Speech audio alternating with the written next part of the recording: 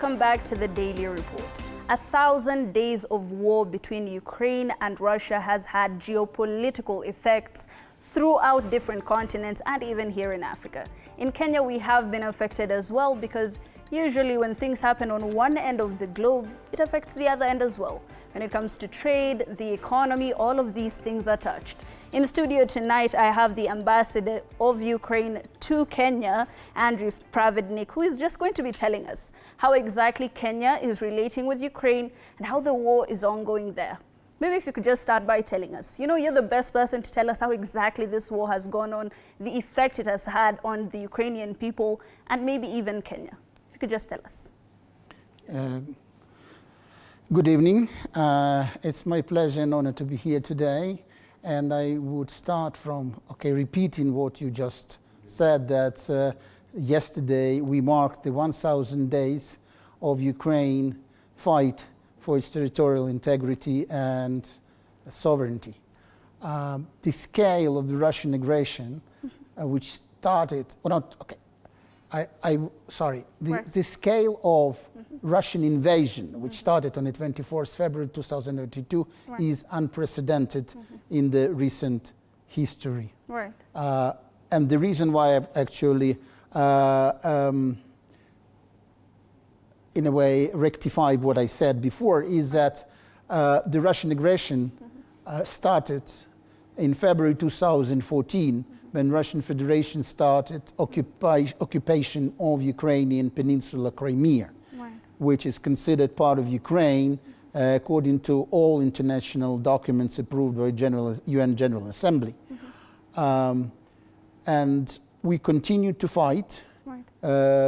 Russians are trying to build up additional troops, but we are fighting for our independence, for our survival as a nation. Right. I would use this opportunity to give a couple examples of that scale of Russian invasion and destruction caused by Russians. More than 150,000 apartment blocks had been destroyed completely. More than 4,000 schools has been destroyed. 3,500 hospitals have been fully destroyed. And that nightmare started by Russians continue. We hope that with support we have from the many countries of the world, including Kenya, we will be able to continue our fight for a good cause. Right. And that cause is our independence and our territorial integrity and sovereignty. Right. Ambassador, the incoming US President Trump did say that he wants a swift end to this war. What exactly does that mean for Ukraine and the larger global scene? I would start from saying that Ukraine was always supported all efforts of our partners and friends, including the United States, to help us to withstand Russian invasion. And we always enjoy bipartisan support in the United States. It's probably too premature to say what plan President Trump might have and bring for consideration. But from our side, I can share our views that this peace plan is very simple. If Russian troops will go out of Ukraine, will come back to Russia, that will be the start of the peace. It's a very simple recipe. The only problem we face, and the international community face, is that Russian Federation is not willing to stop this war. They're not willing to bring long-lasting and just peace to Ukraine. And as we all know, quite recently, President Putin again stated that what he calls special military operation will reach its goals. And the goals, as they've been stated before, are really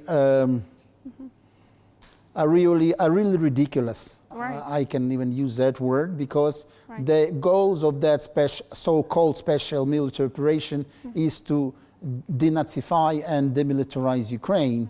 And we all see that in real life, it's not Ukraine, but rather Russian forces commit war crimes on the territory of Ukraine, and they're acting as Nazis used to act during the World War II. Right, Ambassador, we have seen just yesterday, Ukraine had launched, missiles into Russia. What would you say this is? Is it defensive? And what sort of, repercussion or action is going to come from Russia? Let me start from stating that for last almost 900 days, out of 1,000 days, we are fighting. Russians send their missiles and their drones to Ukraine every single night. For last more than 60 days, okay, there was no single night when Russians haven't sent their missiles or their drones to destroy Ukrainian cities, towns and villages and kill Ukrainian civilians.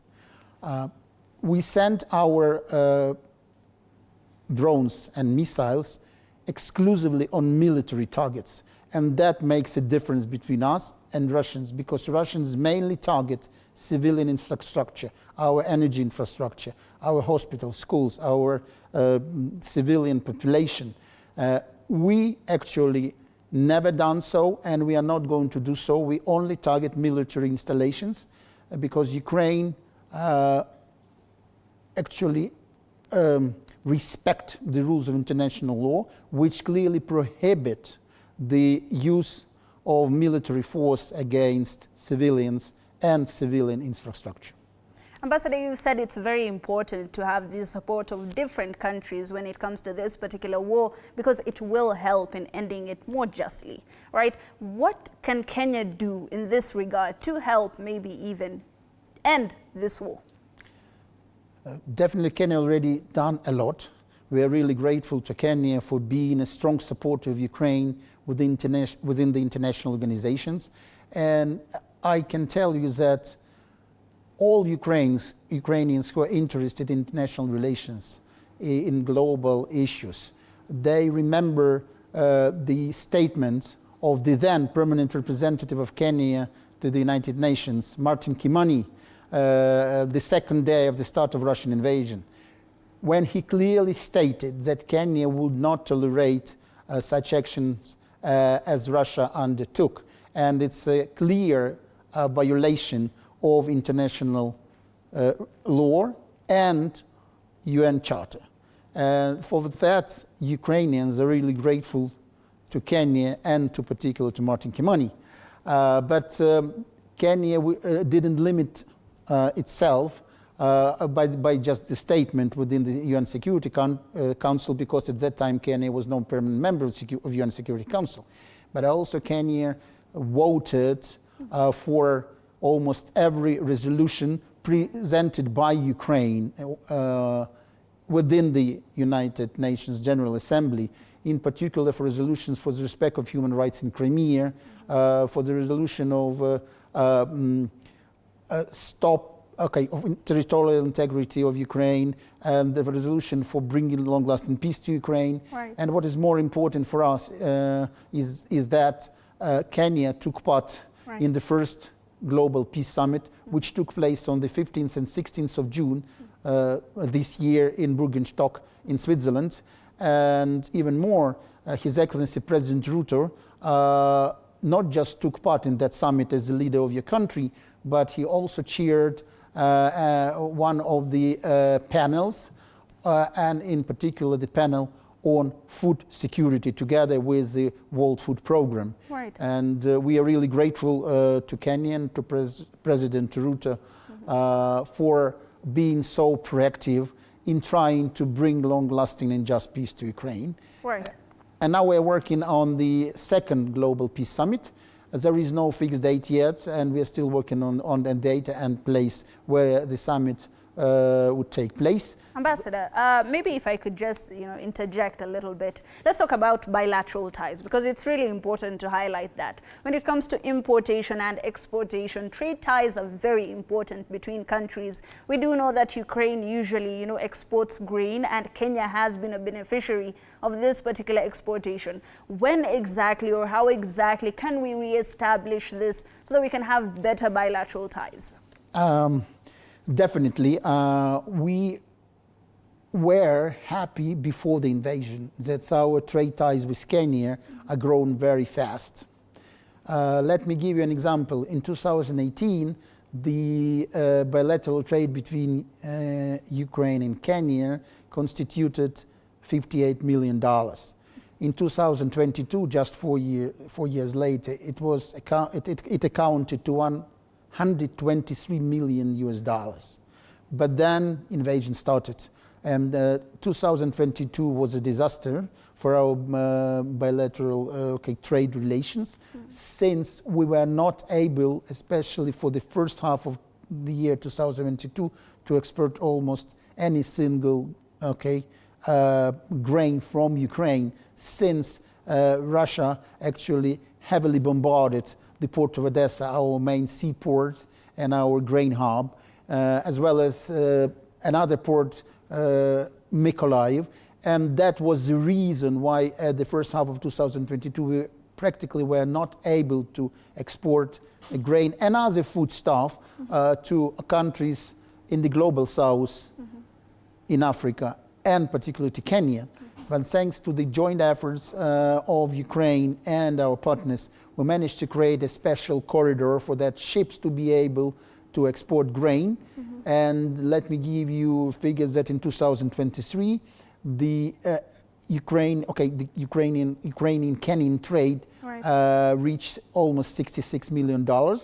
It's still almost 2 times less than in 22, but it's 70% more than in 2021, and then it's 70% more than in 2022, which gives us a hope that with the pace of time we'll not only be able to reach that figure of 2021, but we will go further, and we actually continue export wheat to Kenya. We also continue to export other food products from Ukraine. But it's not only that, we also have a very good experience in exporting our IT technologies to Kenya. We hope that this year we'll start a project on agricultural techniques and technologies, which really need for Kenya to improve the crop. And we would be happy to share our experiences, because as everyone knows, Ukraine is and will continue to be a breadbasket. We used to be called breadbasket of Europe, but now we are breadbaskets of in a wider sense, not only for Europe but to other continents. And we realize our important role in guaranteeing food security. Maybe if you could just briefly tell us, Ambassador, we've seen a situation where President Putin has formally lowered the threshold for using nuclear weapons. What is the future of the entire world going forward? What do we see happening? Definitely what Russia is doing now is a violation, serious violation of all the international rules and regulations. And actually, by doing so, Russia trying to undermine the world order, which is definitely posing a threat not only to Ukraine or to Europe, but to the whole world. Because if Russia succeeds in Ukraine, it will not stop there. And then I am actually convinced that Russia will continue to try to restore what they called Russian Empire. And that means that next on their way might be Moldova, Georgia, or even Baltic states. Thank you so much, Ambassador, for giving us your valuable insights, considering a lot of people usually don't know what the geopolitical effect of such wars are, especially not only in the global context, in the African context, and even in the Kenyan context. And we look forward to a more peaceful Ukraine so that we can continue enjoying some of these bilateral ties, considering that Kenya does need the grain from Ukraine, and we can even export towards your country. Thank you so much for joining us, Ambassador. But back to the news of the day. The World Health Organization